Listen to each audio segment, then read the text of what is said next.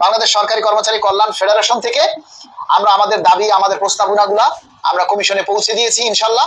এজন্য আমরা সরাসরি চেয়ারম্যান মহোদয়ের হাতে আমাদের দাবি, আমাদের প্রস্তাবনা তুলে দিয়েছি।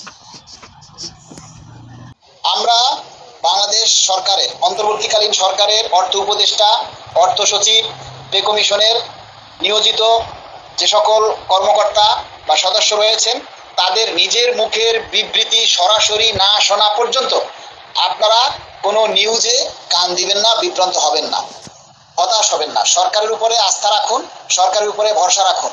সরকার পে স্কেল প্রদানের জন্যই পে কমিশন গঠন করেছে।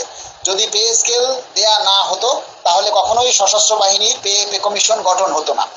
তাই আমরা আশা রাখতে পারি এই সরকারি পে স্কেল বাস্তবায়ন করে যাবে, এই সরকারি যাতে প্রজ্ঞাপন জারি করে যায়, সেজন্য সবাইকে দাবিটা বেশি বেশি করে তুলতে হবে, সবাইকে দাবিটা বেশি বেশি করে প্রচার করতে হবে।